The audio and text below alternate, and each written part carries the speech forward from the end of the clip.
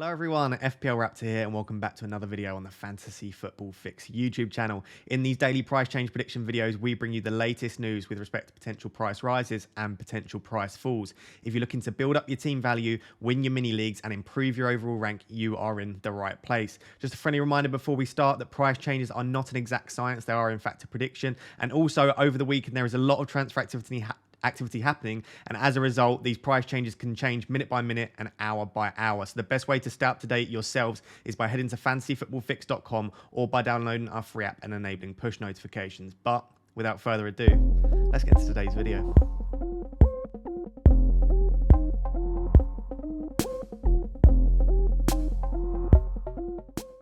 So beginning with the players that are predicted to go up in price and fall in price tonight, there's actually quite a few goalkeepers tonight which are on the list. And the main reason for that, of course, is Sanchez's red card. Now, just to confirm, Sanchez is only suspended for one game. So if you have someone like a Foster on the bench, yes, they play against Manchester United, so it's not ideal. But it might be that you want to hang on to Sanchez because Brighton's defensive numbers have been pretty good this season. So it might not be worth selling him straight away. But if you are looking to move off of Sanchez, there's one goalkeeper predicted to rise in price tonight and a couple that are very close as well. And that player that's predicted to rise in price tonight is McCarthy, who's kept quite a few clean sheets lately. That's why we've all been so hot on Livramento as well, who's now at 4.5 million as well. So if you're looking to go for that double up and you're looking to go for McCarthy, he is at 110.9% and he's rising almost 3% per hour at the time of recording. So it does look like McCarthy's going to go up in price tonight. So if you're looking to move to him and you don't have any money in the bank and you want to make the move tonight, and you want to make the move for next week, sorry, you should make the move tonight, otherwise you'll be priced out of that.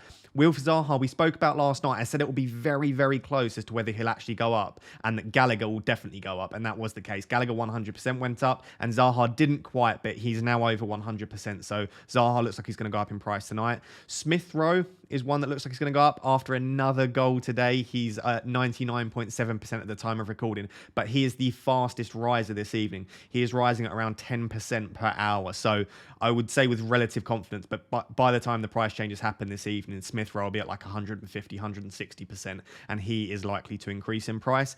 Outside of that, the final person predicted to rise in price tonight is Leandro Trossard, who once again scored. He's at 6.4 million at the time of record. He's at 6.4 million. Looks like he's going up to 6.5. At the time of recording, he's at 92.4%, but he's only rising at 0.9%. So similar to how we said with Zaha yesterday, I feel like Trossard's one of those that will be touch and go. He might not quite increase in price tonight. It might end up being tomorrow. But I would be fairly confident in MacArthur, Zaha and Smith Rowe based on what we can see here in front of us.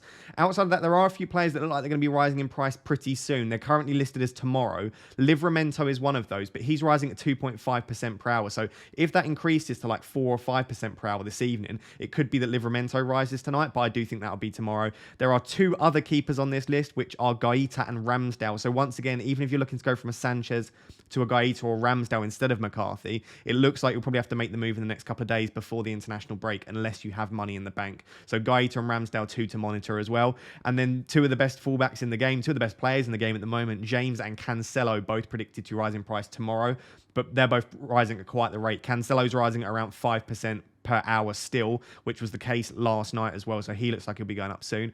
And then the final one that I've just noted in the watch list today is Conor Gallagher, who looks like he might be getting a double price rise almost definitely during the international break. I very highly doubt that will be a triple rise because every time a player rises in price between game weeks, it increases the threshold. So by the time the second price, it will have to be even bigger threshold. A third price rise has to be a huge amount of transfers in.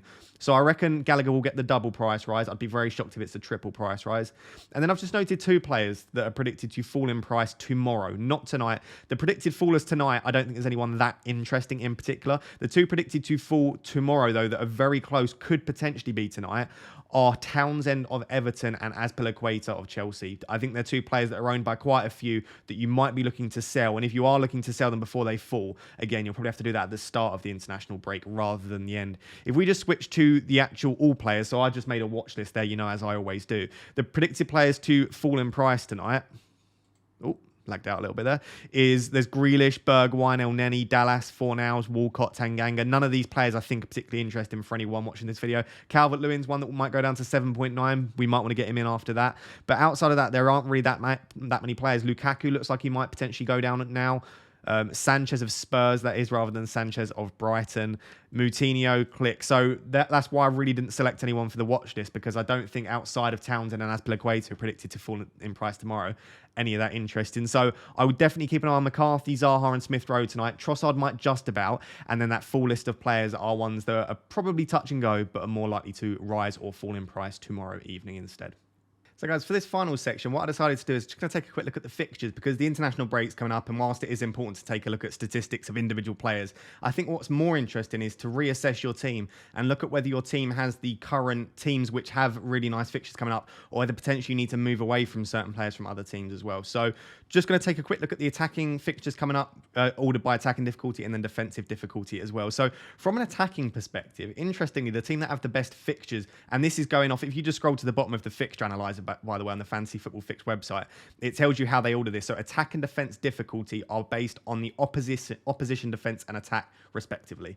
So if I'm looking at attacking fixtures from an attacking perspective, it means they are playing teams with poor defensive data. So Burnley have the best fixtures over the next six game weeks. They've got Crystal Palace, Tottenham, Wolves, Newcastle, West Ham and Watford. That's a really nice run. So Cornet is one that is definitely towards the top of my watch list. £6 million could be a fantastic option. Got some decent underlying stats as well. Brentford still have some good fixtures. So whilst we're really disappointed by Mbomo and Tony, I do think it's worth holding them for Newcastle, Everton, Tottenham, Leeds, Watford. Even United haven't been that great. So I still think I'm going to at least hold them for them. You don't have to play them every match, but you'd want to play them against Newcastle. Everton have looked really shaky at the back, although they kept a clean sheet to go against Tottenham. Leeds is a great fixture. Watford as well. So these are fixtures that I still would want to target. We know about Spurs, fantastic fixtures coming up. Leeds, Burnley, Brentford, Norwich, Brighton, Leicester, they're still pretty good. Outside of that, anyone else really? Man City, we know have got really good fixtures coming up. So if you own a Phil Foden, don't be frustrated by the 2 games where he's just blanked. I'd still probably hold him. Definitely don't be selling Cancelo and Diaz. I think they've got good fixtures coming up. If we scroll down to the bottom, who are the teams we should be from this? Again, this is attacking difficulty. So this is for your attackers. Who should we be looking to potentially sell? We can see that West Ham are at the bottom of that list still. We said the same last week as well. So I'm recording this during the West Ham Liverpool game. West Ham have looked pretty good, but Antonio might be someone that you potentially want to ship off. In particular, maybe like a Ben Rama might be someone you want to sell as well. For the likes of Cornet, for the likes of Mbomo, Smith Rowe, it might be that you want to eventually sell those guys. Everton still don't look like a team to target. And then Leeds, it could potentially be, although he scored, I think, 3 games in a row now, you might potentially want to sell Rafinha because the fixtures just aren't great. Although that Crystal Palace fixture in the middle is not too bad. That needs to be updated, though, because Crystal Palace's underlying data has been pretty good. So I expect by the end of this game week, that'll be updated to be a slightly trickier fixture.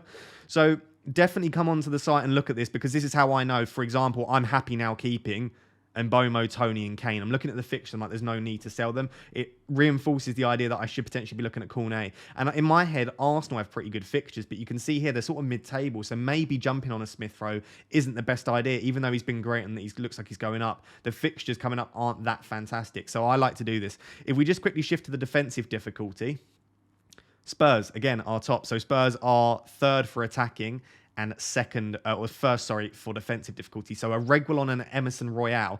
I brought in Emerson Royale this week, but I think I would probably prefer Reguilon. I just think I didn't have enough money to afford Reguilon. So I think if you have the money to go for him, I think he could be a great option as well. Potentially even like a Dyer or a Davies. They look pretty nailed in that back line. So one to keep an eye on. Newcastle, but I don't think we want to target any of them unless you want to go for like a Manquillo, but he's not 100% nailed for the future. Liverpool, which is great. Trent's obviously scored in the first half just before I started recording this, which is brilliant as well. So Trent's definitely one to hold, definitely one to play throughout this. City, as I said, definitely worth holding on to the likes of Diaz, even though he hasn't got great attacking threat. You can see they're 4th for defensive difficulty.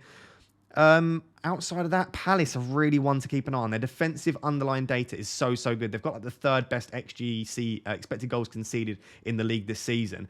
And they've got really nice fixtures coming up. Burnley, Villa and Leeds in the next 3 are really good. So might be looking at like a Tyreek Mitchell potentially, or a Gaeta. If you're looking to replace Sanchez, I think Gaeta would be the top of my list. If we scroll down to the most difficult fixtures coming up from a defensive perspective, Everton, Watford and Arsenal are the 3. And so I'm happy to own Ramsdale, but if you're looking for a keeper over the next 6, 10, 15 game weeks, the fixtures would suggest potentially you go for a Gaeta over a Ramsdale, although I do still expect some clean sheets in this. Newcastle's a great fixture for Ramsdale. I don't think Everton's that bad. Southampton could potentially be a clean sheet as well. So as I said, I think this is really nice to do. Over the international break, I think it's important to reassess and look at our teams. It's important to look at personnel as well. Do I want to bring in Son? Do I want to bring in Kane? But also to look at how does my team look coming up? Is my team well set up for future weeks? And if not, which of the teams I should be targeting? Let me know down below. How does your team look for the coming weeks? Is there anyone you're targeting in particular from these two lists, attacking-wise or defensive-wise? I'd like to know what your planned transfer moves are.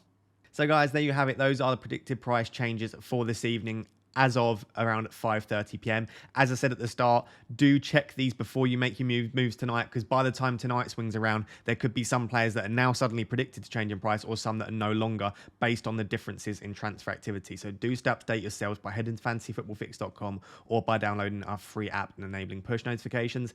Outside of that, please do remember to like, comment and subscribe if you are enjoying the daily content and all of the series that we provide you with. Helps to support the channel to grow so much, and we really appreciate it too. Until next time, guys, thank you so much for watching. Cheers. Bye-bye.